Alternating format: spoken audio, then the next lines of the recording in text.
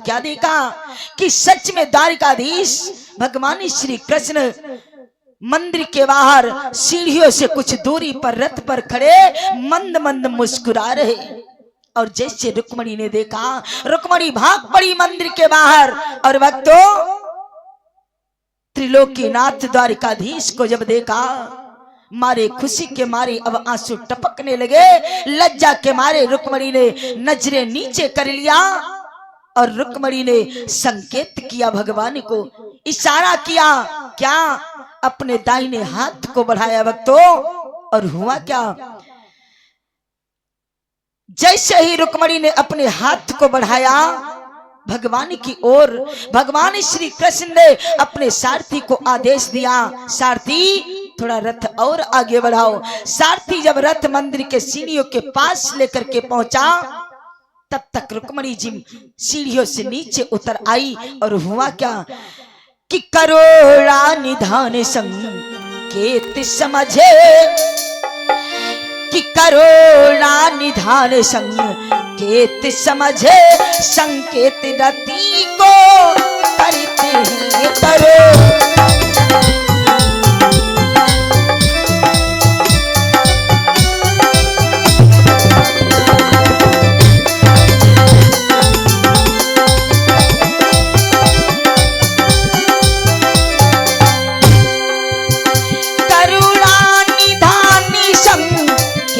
समझे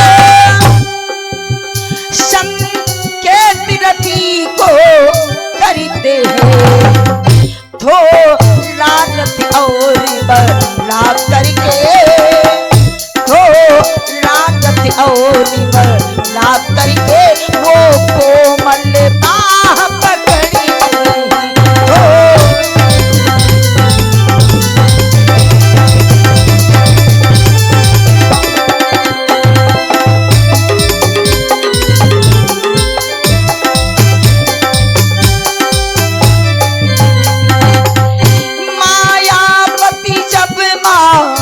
समेत आगे को यानी बढ़ाने लगे, माया से गला छूटने पर, माया से गला छूटने पर तब माया भी चिल्लाने लगे, माया से।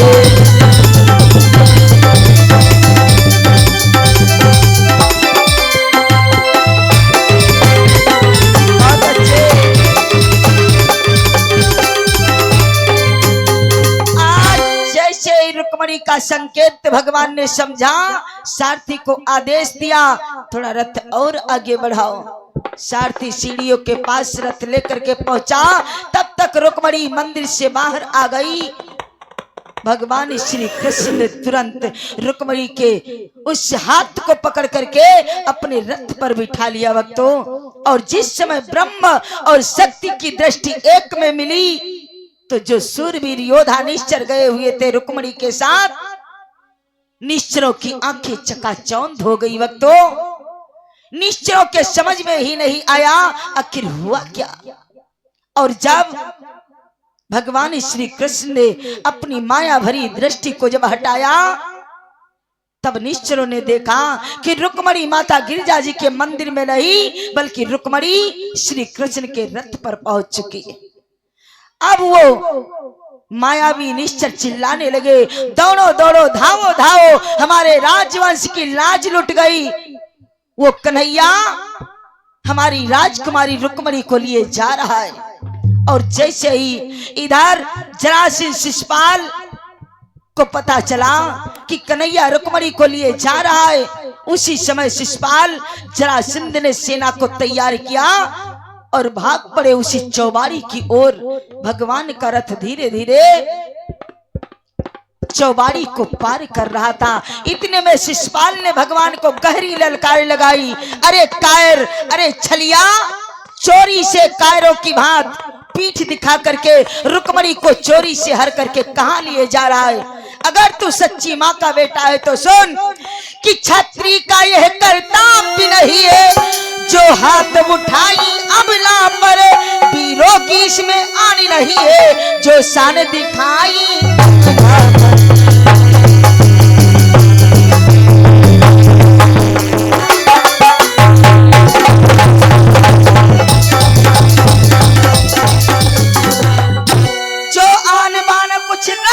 है तो रथ को वही खड़ा कर दे। जो सच्ची माँ का बेटा है तो उसका दूध अंडा।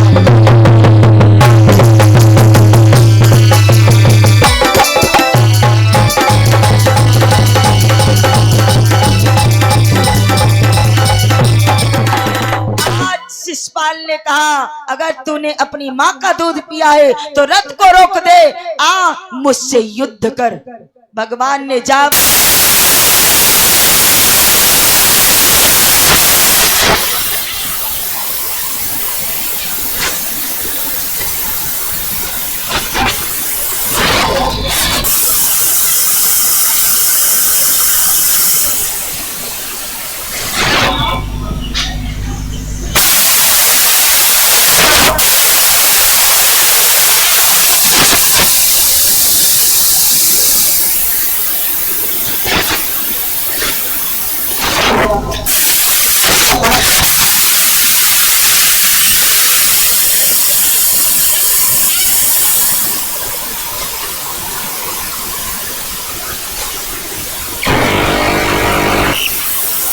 घबराने लगी और भगवान से बोली प्रभु ये युद्ध बंद करवा दो। इस युद्ध का कारण मैं ही तो हूँ।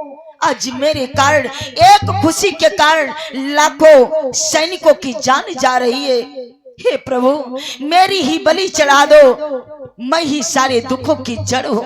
भगवान ने रुक्मिणी को समझाया देवी धैर्य धारण करो। शायद तुम भूल गई कि हमारा तुम्हारा अवतार इस पृथ्वी पर किस लिए हुआ है। हे देवी हमारा अवतार इसलिए हुआ इस पृथ्वी से निश्चरों को समाप्त करने के लिए जो मैं कर रहा हूं। और देवी तुम्हें मालूम होना चाहिए इसी आपत्ति घड़ी के लिए ही इतनी भयानक इतनी विशाल सेना रखी जाती है। इसलिए चिंता ना करो, जो होता ही तो देखती जाओ। और फिर भगवान के मार्ग के आगे अधिक देर तक वो शिषपाल नहीं ठहर पाया।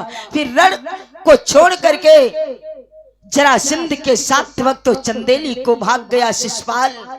और जब ये बात रुक्मिणी के बड़े भाई रुक्मवीर को पता चला कि शिषपाल कायरों की भांति रण को छोड़ करके भाग गया है तो रुक्मवीर लज्जित हो गया और अपने पिता के भरे दरबार में खड़ा होकर के अपने पिता से प्रण करके कहने लगा पिताजी ये ना समझो कि उस कन्हैया से शिषपाल हार गया तो मैं भी उससे सर झुका लूंगा। ऐसा नहीं होगा पिताजी। सुनो आपके इस भरे दरबार में आज ये रुक्मवीर प्रण करता है, या तो मैं आज उस कन्हैया को जीत करके आऊंगा या जीते जी अपना मुख इस कुंडलपुर में फिर कभी नहीं दिखाऊंगा। रुक्मवीर ने क्या कहा कि लो आज सभा में प्रण करके मैं भी संग्राम रचाऊंगा, या जीत कृष्ण को आऊंगा या जीते मुख न दिखाऊंगा।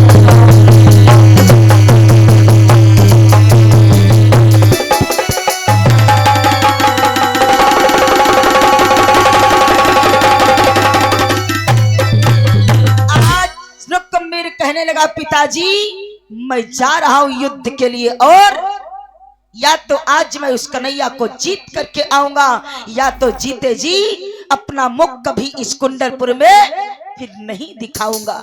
अब तो चल पड़ा, अपनी सेना को तैयार करके पहुंच गया उस चौबाड़ी की ओर। भगवान श्री कृष्ण फिर रुक्मिणी को लेकर के धीरे धीरे आगे को रथ बढ़ाते हुए जा रहे थे। रुक्मवीर ने जाकर के भगवान को ललकारा, ठहर जाओ कन्हैया, इस तरह से कायरों की भांति मुख छिपा करके नहीं जा सकते। तुम्हें क्या लगता है इस रुक्मवीर की बहन रुक्मिणी को ले जाना इतना आसान है? अरे नहीं कन्हैया सुनो कि हाँ आज रुक्म की समता है, यह रण कौशल दिखलाना है। वीर की बहन को ले जाना लोहे के चनी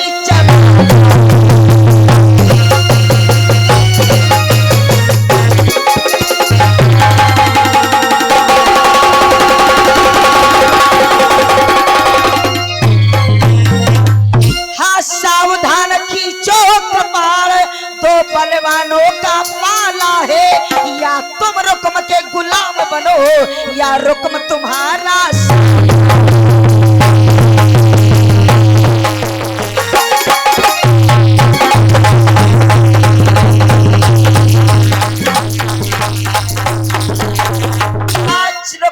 कहने लगा कन्हैया आओ, आज हमारा तुम्हारा सामना होगा और हमारा तुम्हारा युद्ध होगा एक शर्त पे।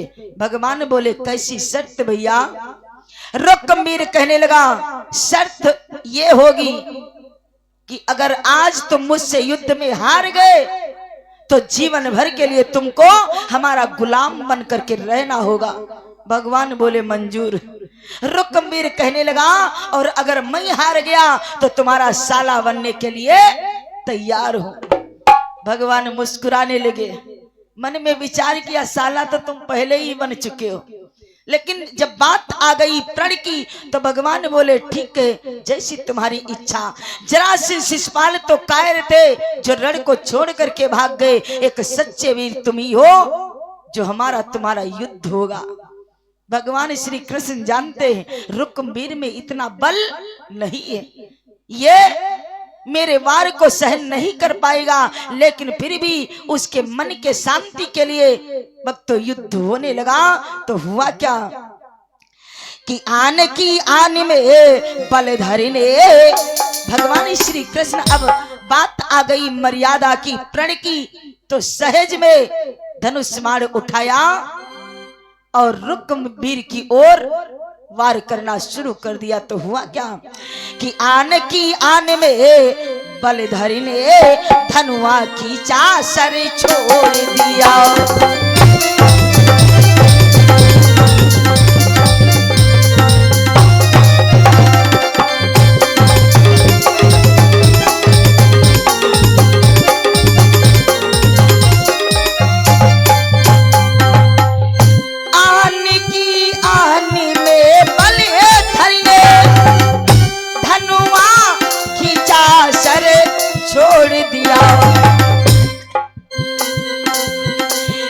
कही वारी में मोहन ने, एक ही मारी में मोहन ने तिनकी की नाई तोड़ दिया।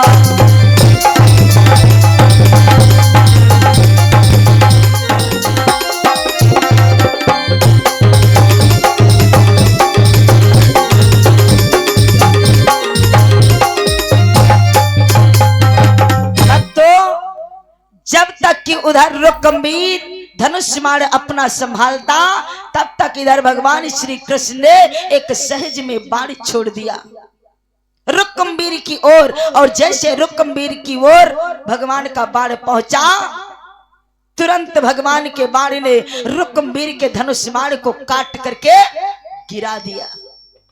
रुक्मवीर बड़ा क्रोधित हुआ। भगवान श्री कृष्ण ने इतने में दूसरा बाण चलाया, और दूसरा बाण जब चला तो हुआ क्या, बाण दूसरा नाथ ने दिया सहज में छोड़, महासारथी रोक्म के आई रथ में मोड़। भक्तों, भगवान ने दूसरा बाण जब छोड़ा तो रुक्मवीर का सारथी समाप्त हो गया, रथ टूट गया, रुक्मवीर पृथ्वी पर झुझला करके गिर गया। और जब रुक्मवीर पृथ्वी पर गिरा, उसका क्रोध इतना बढ़ गया कि पागल श्यार की भांत भगवान की तरफ तलवार लेकर के भाग पड़ा मारने के लिए।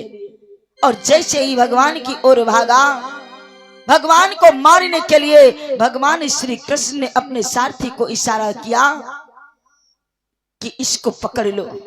सारथी ने तुरंत रुक्मवीर को पकड़ लिया, उसको बंधन में बांध दिया। भगवान श्री कृष्ण ने उसकी दुष्टता को जब देखा तो मारना चाहते थे, लेकिन इतने में रुक्मणी भगवान के चरणों को पकड़ लिया, विनती करने लगी, बोली प्रभु मेरे भैया को मत मारो, हे प्रभु कैसा भी है ये है तुम मेरा भाई, हे प्रभु हे नाथ।